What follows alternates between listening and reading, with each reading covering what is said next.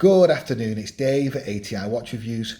Please smash the like button and please smash the subscribe button for more awesome watch content. Little wristwatch check. I've got my Aviation Gravity Master on, one of my favourite Gshock carbon fibre bezel watches. An absolute beast and an absolute stunner.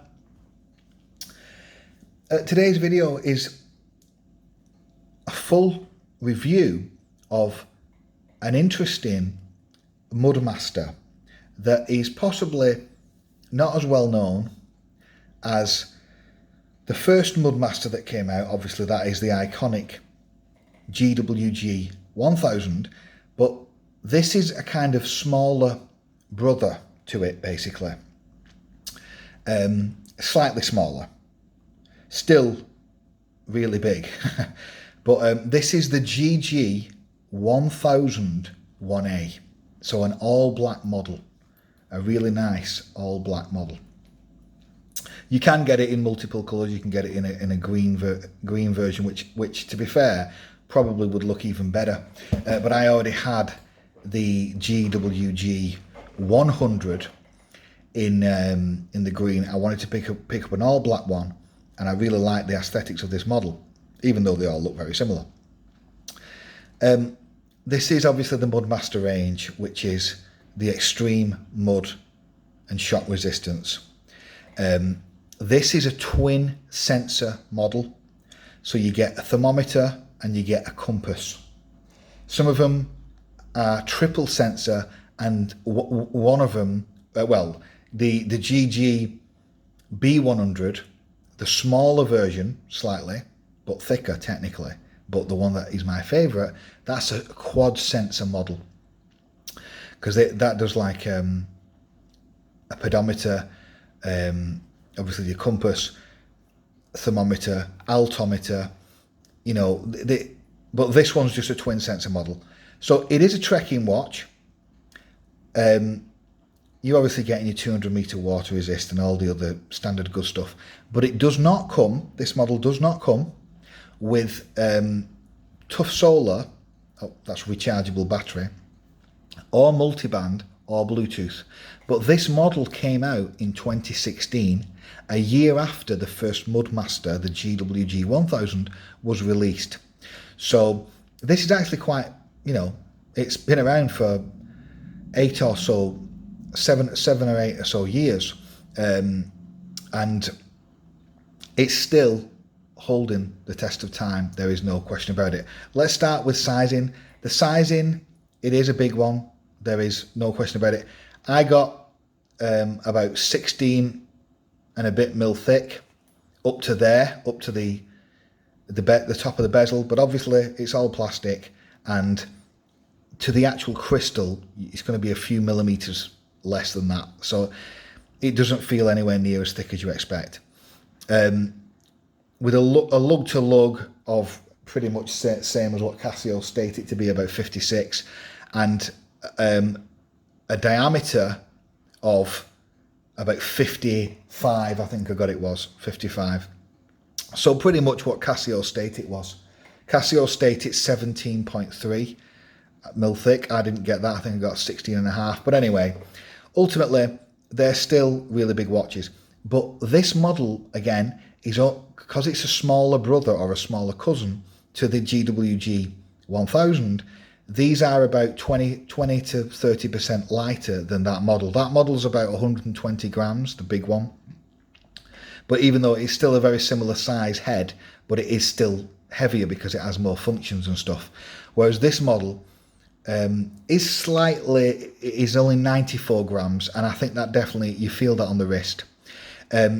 Just as a comparison, and I'm going to do a proper video comparing them all, but just as a comparison, the GWG-100, that's like it's got multiband and tough solar but doesn't have all the sensors, that is 5 grams lighter than this nominal. That feels very, very similar, almost identical to this model in terms of feel on the wrist. So the sizing is not going to be for everyone. It's only for people really with big wrists. Now, interestingly, these Mudmasters and Casios in general, well, they're built, a lot of them are built in Thailand, And I've seen, you know, some Asian people, Thai people that are very skinny wrists, some of them tiny wrists, you know, some of them, you know, 6 inches and less. And they're whacking these big Mudmasters on, and they pull it off. And what I'm saying is, you know, it doesn't seem to affect them. They wear it all day long in a really hot country. I have no idea how, you know, for me, with how tight some of them can wear it, it would feel too sweaty for me on their tiny wrists having such a big watch. But they can pull it off no problem, and they wear it all day long. So what I'm saying is, it's about how it feels for you on your wrist. Don't think just because you've not got a 7.5 inch or 7.25 inch wrist like me, or some people have 8 inches, don't think, oh, I can't pull off a Mudmaster. It's about personal choice. It's about comfort first and foremost, because you will not wear the watch if it's not comfortable. And the good news is, these Mudmasters, they are comfy, even though they are super, you know, fat and big on the wrist, but they are light and they are comfortable, definitely. So for sizing purposes, I would recommend 7 inch and above, or at least 6.5 inch. But as I've said, there are people all over the world wearing them with smaller than that. And if you can pull it off and it feels comfortable for you, go ahead and wear it. The dial and presentation is, I would say, 8.5 out of 10. It's very, very good, as is the standard for all Mudmasters. It's not quite as good, in my opinion, as the GG-1000 presentation, which I think is a 9 to 9.5 out of 10, and the original Mudmaster as well, the GWG-1000. And I'm raring to review the GWG-2000. That's the flagship Mudmaster that was released recently. But anyway, it's still very, very nice presentation. You know, I love the red, how it's contrasting with the dark dial. And you've got obviously the digital subdials with the porcelain white indices. I like the fact you've got some actual numerals on there, the 9, 12 and 3. It does assist with the time. No question about it, it does.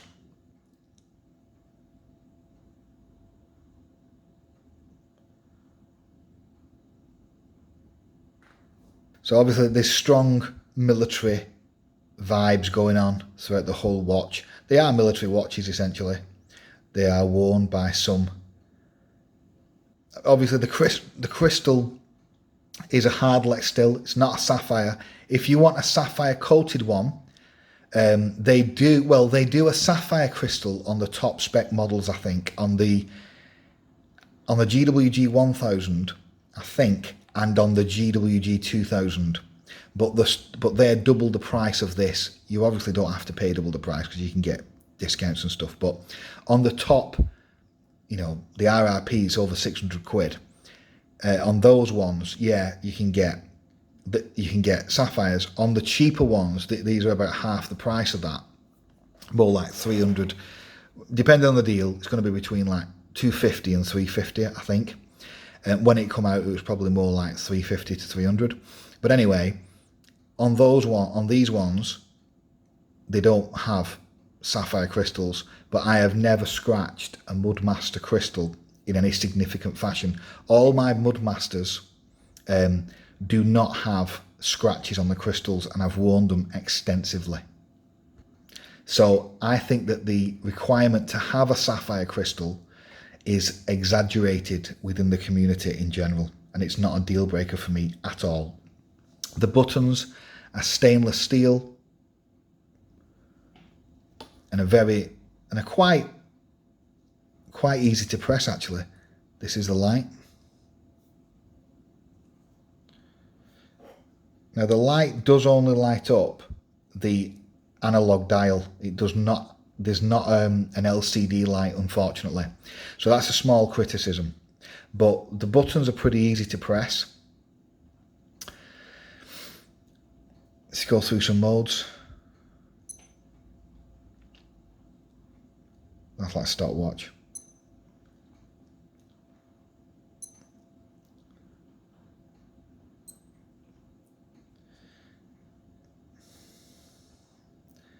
Now to do the compass.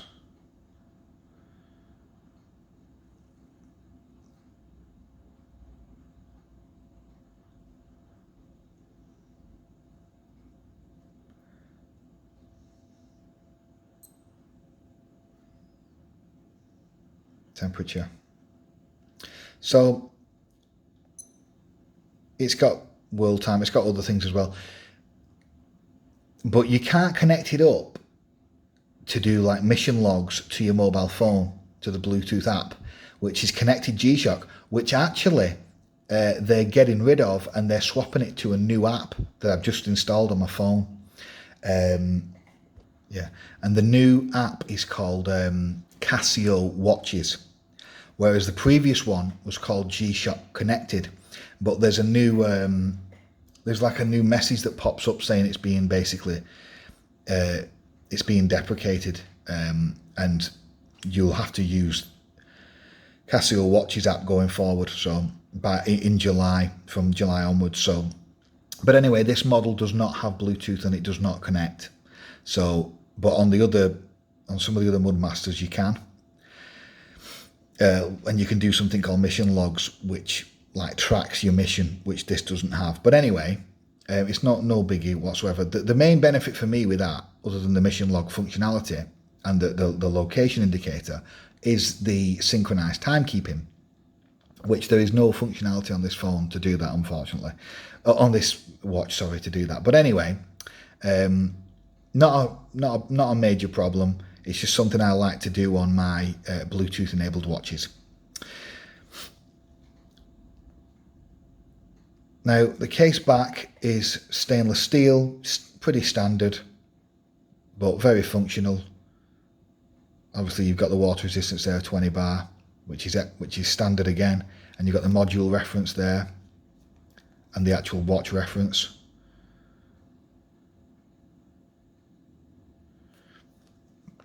Now, for the brace, for the band, it's like a polymer resin, which, interestingly with Casio, the resin that they use, it differs in the different watches. Some of them feel very rubbery, and some of them feel more kind of plasticky, if you will, more kind of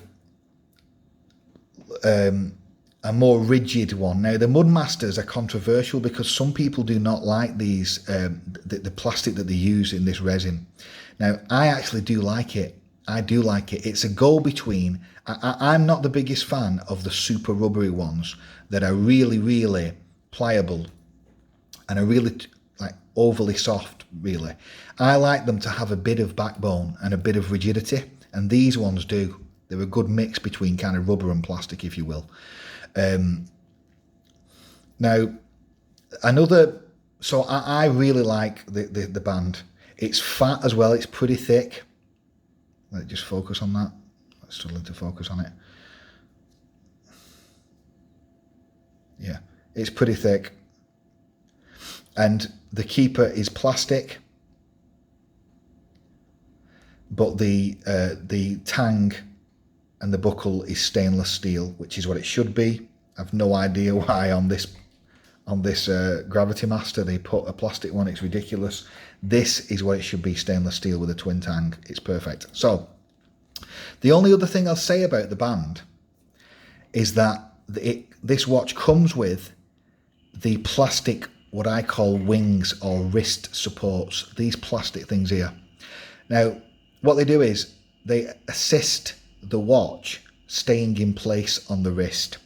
They remove some of that gap that would naturally be there between the watch case or the watch band and your wrist.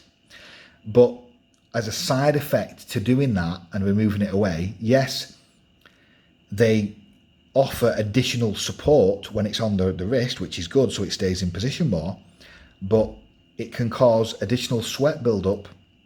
And number two, for some people, it can be less comfortable. For me, I do notice that it gets more sweatier a little bit with these bigger, fatter, bulkier Mudmasters with these on. I keep them on, I don't remove them, I just keep them on anyway. But I wear them pretty loose. I wear it on 3. setting 3. Now, I'll put it on my wrist anyway to show you. Looking pretty sick. I mean, it does look huge. There's no question about it. It looks huge, but I really like the aesthetics of this all black one. I love the kind of sand tan G-Shock protection there with the white indices. I just love it. I think it looks the bomb. But yeah, I mean, this is at 3 setting and it stays perfectly in position. But as the day goes on, with its massive size, 55mm by 56mm by 16.5mm, obviously it's going to get a bit sweaty. But if you're lucky, you might not notice it. But I would say, if it does get a bit sweaty, what you can do is you can just put it on a lower setting, like put it on 2. And on 2, even on 2, it still doesn't feel, yeah, that still feels okay. It still stays in position somewhat. It doesn't feel super loose. On my wrist, obviously, which is 7.25. But what I'm saying is, you know, you can always knock it down a peg on the settings if it does feel too kind of uncomfortable at your ideal setting, if you get what I'm saying, because of those supports. I do like these supports, I do. They do definitely assist it staying in position. But for me, the most comfortable watch that I prefer it to be on is the GG-1000. Because on that one, that is a more slimmed, it's a more narrow watch. And so it doesn't, even though it's dead thick still, it's not as bulky. And so I can wear that watch literally all day long. And it's less than 90 grams too. So that is my favourite, and that remains my favourite Mudmaster. Compared to this one, if I was going to buy it outside of the 2 most expensive Mudmasters, which are the GWG-1000 and the GWG-2000, my favourite would be the GG-B100 that I've talked about and done videos about. That's the best, even though it doesn't have solar and doesn't have multiband. In my opinion, for fit and feel and looks, it is, and functions, it is the best.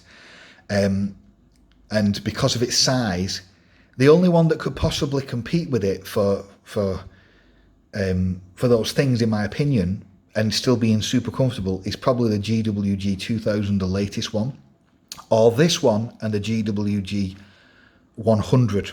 Okay, now the GWG-100, I'll do a proper video comparing this model to them, but anyway, I'm just saying, the GWG-100 is basically identical to this model, but without some of the sensors, but with multiband and solar. And it looks practically the same. It's just got slightly different like position for the, it has like 10 o'clock instead of 9 o'clock numerals on the dial. I think that watch is slightly better than this watch, even though they feel practically the same. It's slightly better because I personally prefer to have solar and multiband. But if you don't care about those features, get this one.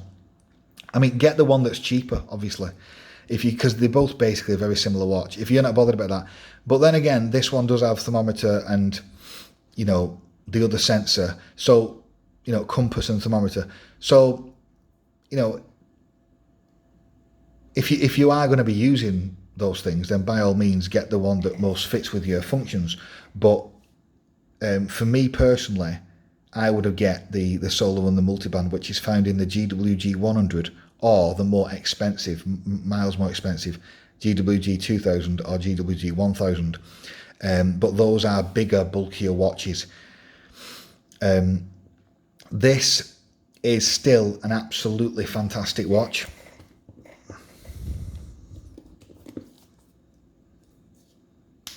For the money that I paid for it on a deal, it's worth every penny.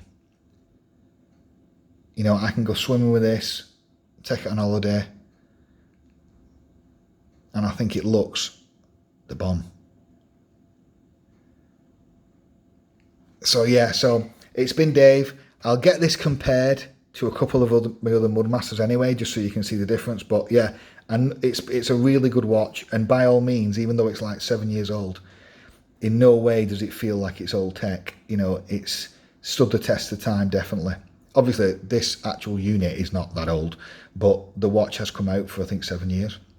But anyway, it's been Dave. Thanks for checking my videos out. Loads more awesome watches to come. Cheers.